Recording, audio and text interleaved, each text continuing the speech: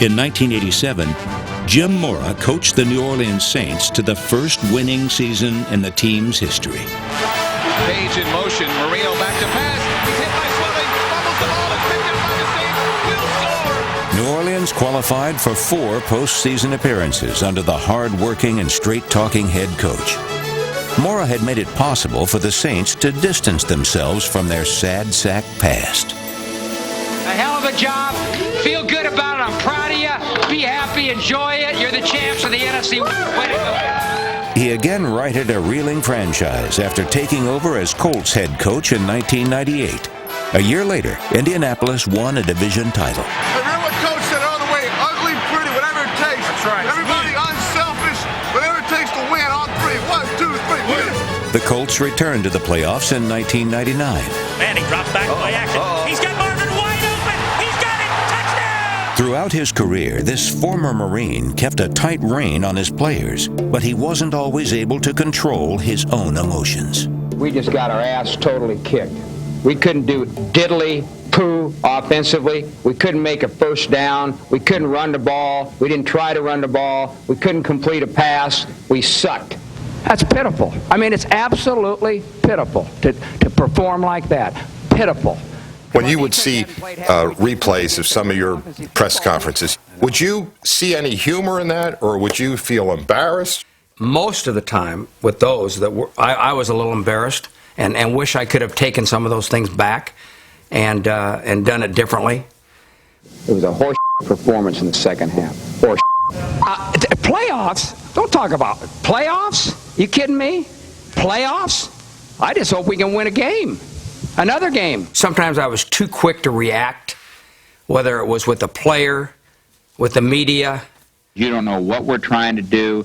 You guys don't look at the films. You don't know what happened. You really don't know. You think you know, but you don't know. And you never will. I was impatient. I was sarcastic at times. Now, first of all, you're going to ask me what I thought of the call last week on Frank Warren? God.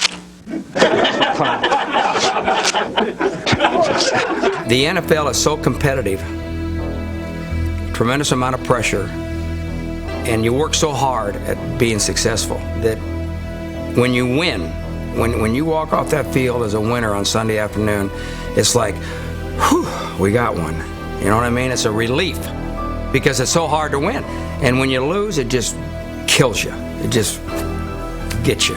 You go in the tank and you got to get yourself back up, and you go home. You don't want to see anybody. That's how I was. You don't want to talk to anybody. You don't want to do anything. Drive on that. Drive on it. Drive on it. Drive on it. Oh, no, no, no, no. Mora's son Jimmy followed his dad into coaching, and he learned a lot about the game from his father. So my dad always taught me right here. Come in here. But Jimmy's personal priorities set him apart from the way his dad coached. He spends a lot more time with his kids and family than I did when I was coaching. I mean, coaching was my life. I mean, it was just everything. Good job. I'd like to give you the day off tomorrow, but we're going to be right back here in Fort Hays. We'll go to work tomorrow. And Jimmy can leave it, and he can come home and leave the job at the office a lot better than I could, a lot better. And he's doing it the right way. Well, do you think you did it the wrong way? Well, as I look back, I could have been a better dad and better husband. And there were times when I stayed at the office and did things when I could have gone home, and it probably didn't make a lot of difference in winning and losing by staying there. But I don't know, I did.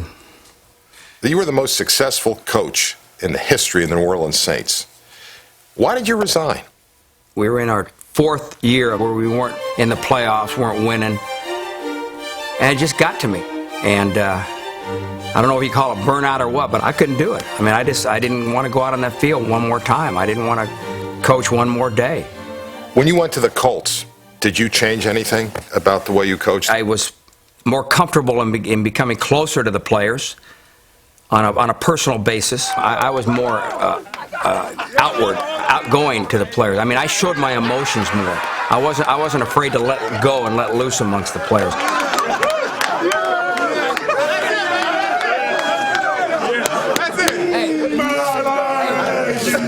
Fabulous job, fellas. I mean, fabulous. I swore, and I did for most of the time, to do a better job with the media. I mean, I really did. Mora seemed at ease in Indianapolis, but then the roof caved in.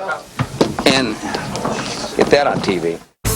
The 2001 Colts were a team that failed to meet high expectations and Mora's high standards.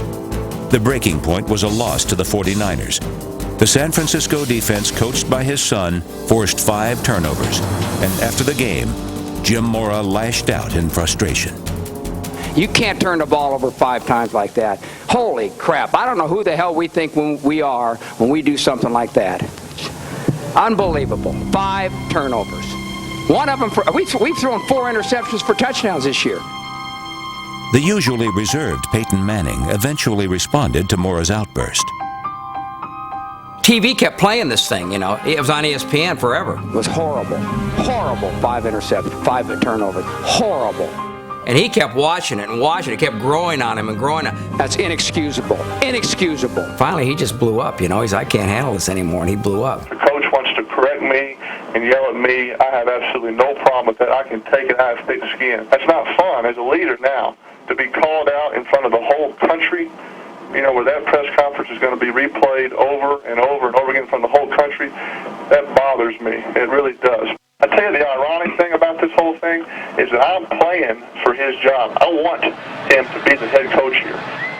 You know, I've always believed in supporting one another, and if you got to handle something, let's handle it within the locker room, within the team, and it always been that way. As I said, he was always loyal to me and always very supportive of me. And this was just the one time that it kind of came out of the locker room and it got a lot of attention, and it just didn't really like it. And so, but you know, it happened, and it was over with 2 days later. You know, once he and I talked about it. He's not my head coach anymore, but in a lot of ways he'll always be my coach, and I'll always be indebted to him for what he did for my career, and like I said, his loyalty and support for me in getting me established as an NFL quarterback. Mora believes so strongly in loyalty that he refused to compromise this principle to save his job. I was asked to fire my defensive coordinator, Vic Fangio, and he shouldn't have been fired. He's a great coach. He was not the reason why we didn't play good defense. And I just felt like it was entirely wrong that he should be fired. It was the wrong thing to do, and I could not let it happen. I could not live with myself. I mean, I could have stayed if I'd have fired Vic. I'd have still been the coach there. It wasn't a question that Vic was my friend. It wasn't a question that I was being loyal to a guy that I'd worked with for many, many years. It was a question of what I felt was right and wrong. And if I would have fired Vic, that would have been the wrong thing to do. He did not deserve to be fired. It was that simple. And I couldn't do it. I wouldn't do it. Last question. You going to coach again? No, I don't think so. You don't think so? I don't. No, I'm not, because I'm too old. They're not going to hire me. And I'm enjoying my retirement. I don't think I am. But I'm not going to have an opportunity to, so I'm not even thinking about it. Jim Mora's perfectionism often caused him to speak out with passion and intensity. But these same qualities also helped him engineer over 100 NFL victories and firmly established him as a winner.